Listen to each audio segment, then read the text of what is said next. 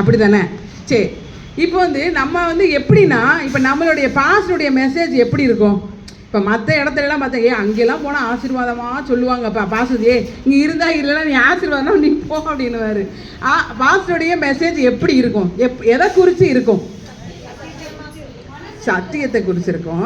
சத்தியத்தை குறித்து இல்லை, பரிசுத்தத்தை தான் அவர் மெயினாக பேசுவார். நல்லா கவனித்து பார்த்தீங்கன்னா பரிசுத்தம் பரிசுத்தம் பரிசுத்தம் எல்லாத்தையும் கடைசியில் கொண்டாந்து அதில் தான் நிப்பாட்டுவார். அவர் ஒவ்வொரு மெசேஜையும் நீங்கள் கேட்டு பாருங்களேன், அந்த பரிசுத்தத்துக்கு ஏதுவாக தான் என்ன செய்வார், கொண்டு வருவார். ஆனால் நம்மளாம் அந்த சத்தியத்தை கேட்டு நம்ம அன்படி எல்லாருமே நடக்கிறோமா? நம்ம நடக்கிறோமா? எவ்வளவோ காரியங்களை என்ன செய்யறோம், ஒரு சிலது நடப்போம், ஒரு சிலது என்ன செஞ்சிடறோம், தவறிடுறோம். அப்படி அந்த தவறுகிற காரியங்களாம் நம்மளுக்கு எப்படி இந்த மாதிரி வேண்டாத காரியங்களாக நம்மளுக்கு என்ன ஆயிடுது, வந்துடுது.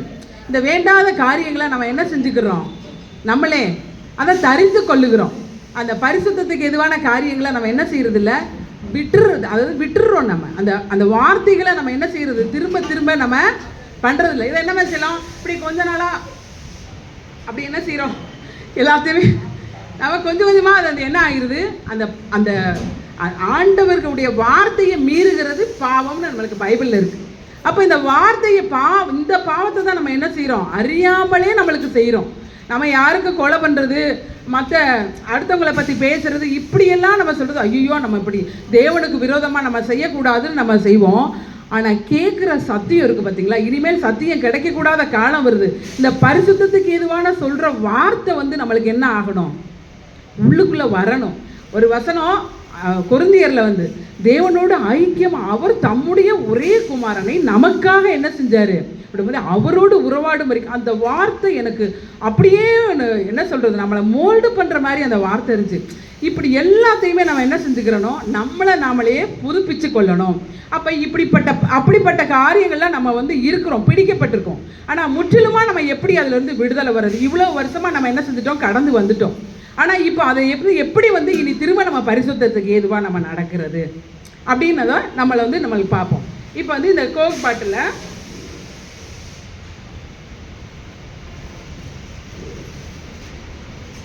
இப்போ வந்து இது வந்து பரிசுத்த ஆவியானவர் நமக்குள்ளே வரும் பொழுது என்ன ஆகும், இப்போ வந்து என்னது, இப்போ வந்து நம்ம பாவங்கள்லாம் செய்ய செய்ய செய்ய நம்ம என்ன செய்வோம், யாருக்கும் தெரியாமல் செய்கிற பாவங்கள்லாம் நம்ம என்ன செஞ்சுக்கிறோம், மூடிடுவோம். எப்படி நம்மளுக்கு என்ன செய்ய முடியாது, நம்ம பாவத்தை யாருமே பார்க்க முடியாது. நம்ம இதை சொன்ன இந்த சபையை விட்டு வேறு சபைக்கு போகிற யாருக்கு தெரியுது, ஒரு நாளைக்கு போயிட்டு வந்துடுவோம், அங்கிட்டு போய் செஞ்சுட்டு வருவோம் அப்படின்னு சொல்லி என்ன செய்கிறோம், தேவனுக்கு விரோதமாக யாருமே பார்க்க மாட்டாங்கன்னு சொல்லி நம்ம என்ன செஞ்சுக்கிட்டே இருக்கோம், மூடி வச்சுக்கிறோம். அதை யாரும் பார்க்க மாட்டாங்க, பாஸ்ட் பார்க்க போகிறாரா, நம்ம விசுவாசி யாரும் பார்க்க போகிறாங்களா, இல்லை. அது வந்து நம்மளுக்கு என்ன செஞ்சிட்ருக்கு, ஒரு மூடப்பட்ட ஒரு பொருளாக இருக்குது. அந்த பாவம் என்ன செஞ்சுருக்கு, மூடப்பட்டிருக்கு. இப்போ இந்த பாவத்தை களைந்து போடுறப்ப என்ன ஆகும், இப்போ நம்ம இந்த பாவம்னா இந்த பாவம்னா இதை மூடி வச்சிருக்கிற இந்த மூடி வந்து என்ன செய்யுது, இந்த பாவத்துடைய இந்த மூடல் என்ன செஞ்சுக்கிறது, நம்மளை விட்டு நம்ம தூரமாக வைக்கணும். எப்படி, இப்படி தூக்கி நம்ம என்ன செஞ்சிடணும், வச்சிடறோம். இப்போ வந்து என்னன்னு பார்த்தீங்கன்னா அதே பாவம் நம்மளுக்குள்ள என்ன செஞ்சிட்ருக்கு உள்ளதாக இருக்குது. இந்த பாவம் எப்படி போகுது, நம்மளை காதுகள் வழியா. எப்படி அப்போஸ்தலர் 28:27 இவர்கள் கண்களினால் காணாமலும் காதுகளினால் கேளாமலும் இருதயத்தினால் உணர்ந்து குணப்படாமலும் நான் இவர்கள் ஆரோக்கியமாக்காமலும் இருக்கும்படிக்கு இந்த ஜனத்தின் இருதயம் கொழுத்திருக்கிறது. இப்படி நம்ம பாவங்கள்லாம் சேர்ந்து நம்ம கண்ணில் காதில் கேட்டது எல்லாமே என்ன ஆயிடுச்சு, இருதயத்தினால கொழுத்து போயிடுச்சு. எப்படி, அப்போதான் ஆண்டவர் சொல்கிறாரு, நல்ல நிலத்தில் விதைக்கப்பட்டவன் நல்லா வரணும், நீ இது காதுலவனாக இருந்தால் நீ கேட்க கடவன். வெளிப்படுத்தல் என்ன சொல்லியிருக்காரு, ஆவியானவர் சபைகளுக்கு சொல்லுகிறது, 7 சபைகளுக்கு சொல்லிருக்கு, நீ காதுலவனாக இருந்தால் கேட்க கடவன். அப்போ இந்த பாவங்களை என்ன செய்யுது, நம்மளுடைய என்ன செய்யுது, இந்த பாவம் முழுசும் நம்ம காதில் வழியாக எல்லாமே போயிடுது. இப்போ எல்லாமே என்ன ஆயிடுச்சு, காதுக்குள்ளே நம்மளுக்கு போயிடுச்சு.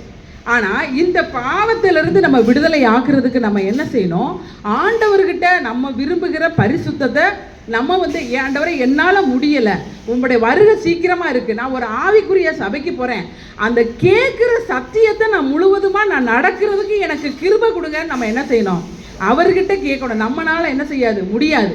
அவர்கிட்ட கேட்குறப்ப நம்ம நினைக்கிற காரியங்கள், நம்ம வந்து ஆண்டவர்கிட்ட என்ன கேட்குறோமோ அந்த காரியங்கள் நம்மளுக்கு கைகூடி வர பண்ண அவர் கிருபை உள்ளவராக இருக்கிறார்.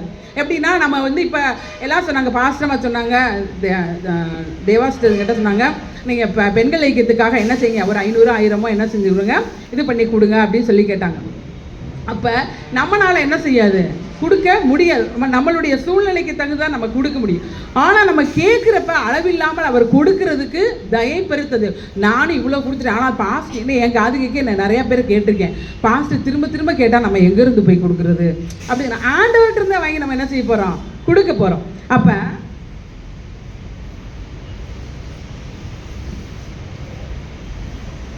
இது வந்து எப்படிப்பட்டது, இதுக்குள்ளே என்ன இல்லை, ஒன்றுமே இல்லை. இது என்ன செய்யல, இதுக்குள்ள ஒன்றுமே இல்லை. இப்படி வெறும் பாத்திரமாக இருக்கிற நம்ம தேவனை நோக்கி நம்ம கூப்பிடுறப்ப, ஆண்டவரே எங்கள் சபை இப்படி இருக்குது, நாங்கள் இந்த வெயிலில் உட்காந்துருக்குறோம், மழை வந்தால் மழையில் நிற்க முடியல, ஆனால் எங்கள் சபை பாதி கட்டுமானம் இருக்குது, எங்கள் பாஸ்டர் சொல்லிட்டாரு, விசுவாசிகளாக நீங்கள் தான் என்ன செய்யணும் பண்ணணும், இது எங்கள் மேலே விழுந்த பொறுப்பு, இதை நாங்கள் செய்கிறதுக்கு தேவனே நீங்கள் எங்களுக்கு என்ன செய்யுங்க, எங்களுக்கு கொடுங்கன்னு சொல்லி நம்ம கேட்குறப்ப கர்த்தர் நம்மளை அபரிவிதமாக ஆசீர்வதிக்கிறவராக இருப்பார். இப்போ இந்த ஒன்றுமில்லாத நம்மளை என்ன செய்கிறாரு, நம்மளை வந்து மூடி நம்ம வந்து ஜெபிக்கிறப்ப அவர் என்ன பண்ணுறாரு, நல்லா பாருங்க எப்படிப்பட்டவராக இருக்காரு, அதிகமாக கொடுக்குறவராக இருக்கார். கைதட்ட மாட்டீங்களா, ஆண்டவர் கொடுக்குற வச்சு யாருமே கைதட்ட மாட்டீங்க, சரியா? ஓகே, நம்ம வந்து எவ்வளோன்னு கேட்டோம், 500 ரூபாய் 1000 ரூபான்னு சொல்லி கேட்டோம். ஆனால் கர்த்தர் வந்து எவ்வளோவா கொடுத்துருக்கா பாருங்க, 500 1000 1500 2000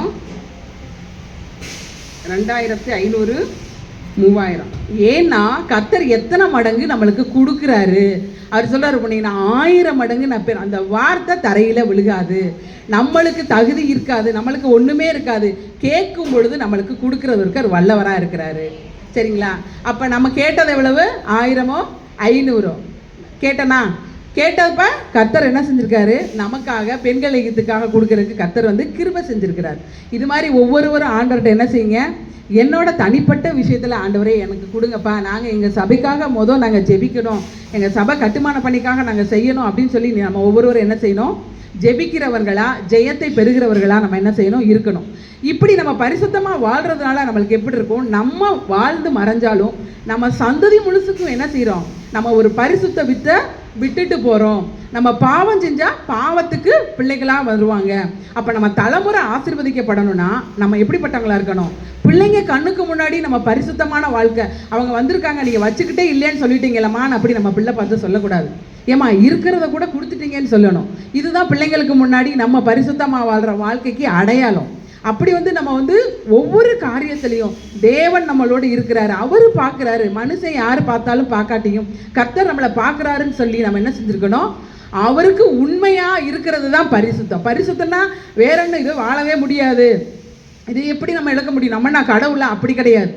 எல்லாத்துலேயும் உண்மை, கொஞ்சத்தில் உண்மையுள்ளவன் அநேகத்தில் ஆசீர்வதிக்கப்படும். கொஞ்சத்துலேயும் நம்ம என்ன செய்யணும், எல்லாத்துலேயும் உண்மையாகவே நம்ம இருக்கிறத பரிசுத்தம் நமக்குள்ளே வரும். நம்ம பிள்ளைகளின் பிள்ளைகளை கர்த்தர் வந்து என்ன செய்வார், வர்த்திக்க பண்ணுவார், ஆசீர்வதிப்பார். கொடுத்த கிருபைக்காக கர்த்தருக்கு நன்றி. எங்களை எங்கூட இந்த செய்ய தந்திருக்கு ஒரு சந்தர்ப்பம் கொடுத்தீங்க, அதுக்காக நன்றி.